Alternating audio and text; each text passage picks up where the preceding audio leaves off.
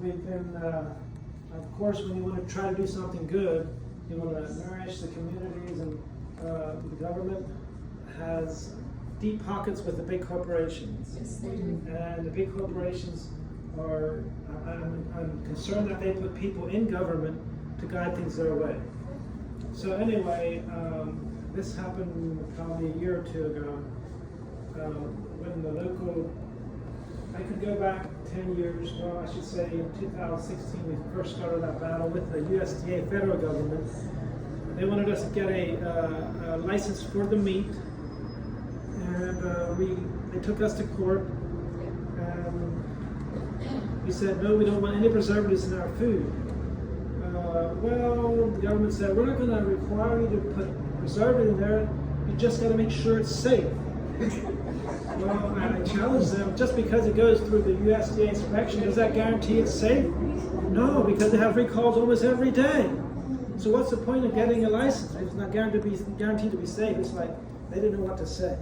But anyway, they took us to court a couple of times. The judge was trying to be friendly. They didn't have anybody complaining about our food, so they had a weak leg to stand on. But anyway, we always said no. And I want to paint the picture a little bit of, it was difficult, but through all this we learned a lot. It hopefully turned us to being more humble than ever. But I want to thank God for my wife.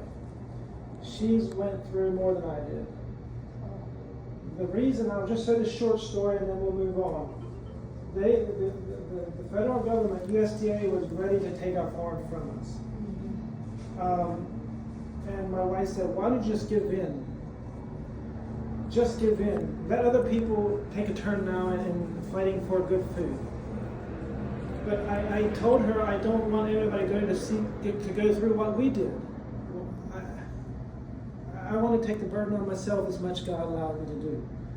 So she continued, she's tried to continue to support me in the best she could. But when it really hurt, when it took the straw is when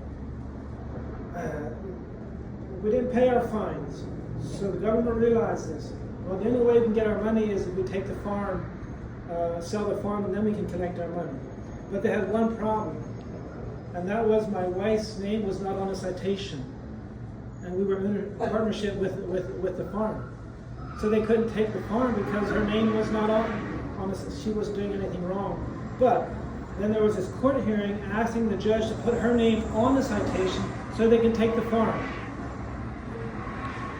And this was like, my wife was, Amos, can we just surrender?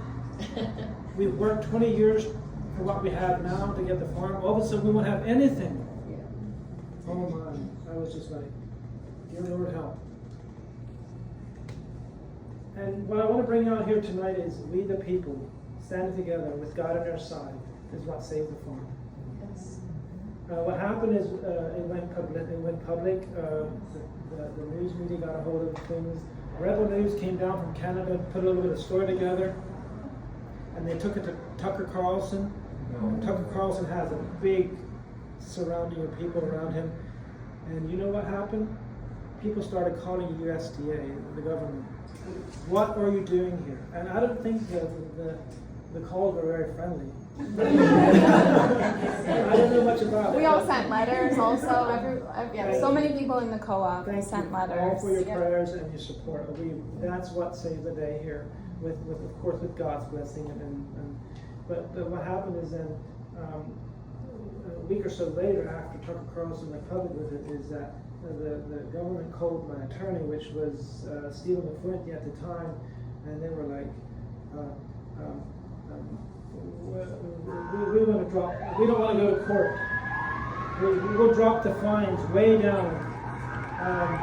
We won't go to court. And basically, they were on their knees begging for mercy.